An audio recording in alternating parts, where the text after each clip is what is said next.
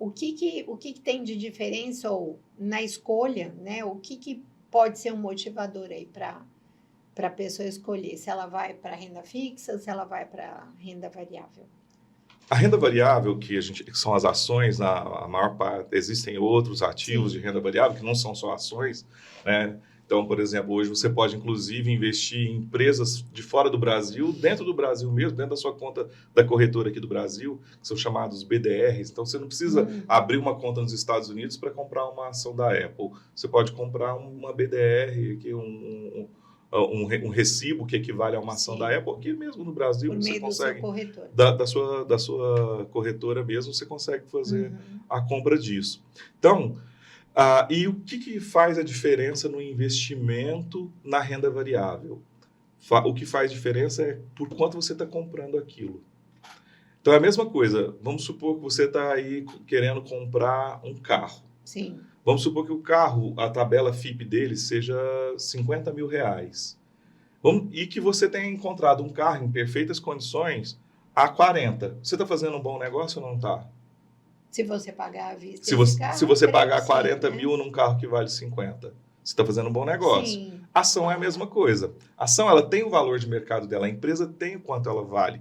O mercado, ele acaba tendo algumas irracionalidades. Porque o mercado não precifica o que a empresa vale hoje. O mercado precifica o potencial de quanto essa empresa vale no futuro.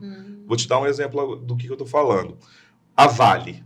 A Vale é uma empresa que gera lucro, que está distribuindo dividendos e que chegou a valer, no ano passado, mais de R$100 a ação. Olha.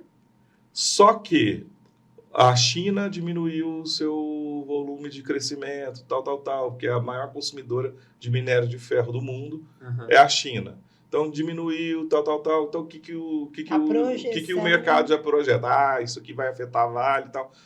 Ela está valendo menos de R$60 hoje o valor da ação dela. Então, o que mudou para a empresa que valia mais de R$100 a ação para uma que vale menos de R$60 hoje? A projeção de futuro. E isso muitas vezes o que está se projetando, ele não se concretiza. Sim. Entendeu? Ele não se concretiza. É só uma projeção. Né? É só uma projeção. Então, o mercado, muitas vezes, ele gera essas discrepâncias que geram oportunidades. Sim. Oportunidades para você. Por quê? Então, eu prefiro comprar o carro de 50 mil agora a 40, entendeu? Do que a 50. Então, os momentos em que você tem que comprar as ações, não é no momento em que ela vale aquilo que a empresa realmente vale. É no momento em que ela está valendo menos. Abaixo. Ela está sendo comercializada por um preço abaixo do que ela realmente vale. Por isso que é importante ter esse discernimento de não seguir muito dicas. E de ter cuidado com quem você está vendo, porque tem muitas pessoas que falam sobre isso. Como ter esse cuidado? Se você está ouvindo muitas pessoas que não são do mercado, né, e mesmo pessoas... Se você está ouvindo falar muito a respeito de uma determinada oportunidade, tenha certeza que essa oportunidade já foi. Entendeu? Essa oportunidade já não existe mais. Cavalo selado, já passou. Já passou. Se está todo mundo falando dela, esquece, ela não é mais uma oportunidade. Isso acontece muito com as criptos, né? Sim. E aí, no mercado, existem duas figuras, né? Que é o touro e o urso, né? O touro, ele representa o mercado pujante, em ascensão, o mercado comprador, as ações se valorizando todos os dias mais e tal.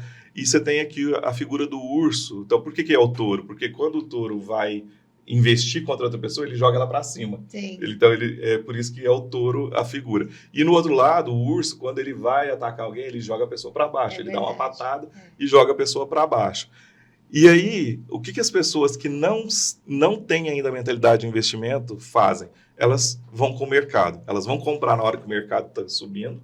Então, elas estão comprando o carro a 50 mil, ou às vezes até 60. Um carro que vale 50, elas estão comprando mais caro. Elas acabam pagando até 60. E depois... E elas vendem no momento em que o mercado... Então, ela vende o carro de 50 por 30. Mais perder, deixa vender. Porque o mercado tá vendendo... Compra na alta e vende na ela baixa. compra a 30, ela compra a 60 e vende a 30. Você vai fazer patrimônio comprando a 30 e vendendo a 60. Sim. Então, o momento em que o mercado está vendendo é a hora que você tem que sair às compras. E eu fiz essa introdução para justamente falar isso. A renda fixa é o lugar que você vai deixar o seu dinheiro lá parado não perdendo poder de compra, para na hora que aparecer a oportunidade, Exatamente. você pegar esse dinheiro e comprar essa oportunidade. Você não tem que vender um outro investimento só para comprar esse. Sim. Então, você vai guardando seu dinheiro ali, a oportunidade apareceu, você vai lá e compra. Entendeu? Então, você fica com o dinheiro parado ali na renda fixa. No momento que a oportunidade aparece, você tira da renda fixa e coloca na renda variável. E isso, assim, quando você explica isso de uma forma didática, porque isso é uma informação didática, você diz assim, mas eu estava com dinheiro guardado em renda fixa. Não, você estava garantindo que o seu dinheiro não perdesse o valor de compra dele, esperando uma boa oportunidade. Isso é legal, né? Quando você começa a olhar para o financeiro de uma forma a entender o que é. Eu acho que por isso que ter esse apoio, ter essa vivência, ter essa frequência, né, dentro de uma plataforma como a sua, que você traz cursos, traz informações, faz toda a diferença, porque você está mudando a mente das pessoas, né? Sim.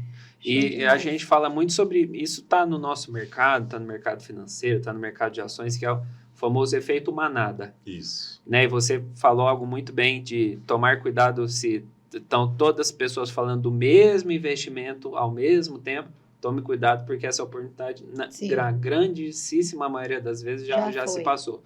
Mas fora isso, que outros aspectos é preciso tomar atenção para fugir desse efeito manada? Que na maioria das vezes ele não é favorável. Né? Não é então, bom. é você ter informação. Você saber o que está acontecendo. Aquela empresa vale aquilo, não vale aquilo.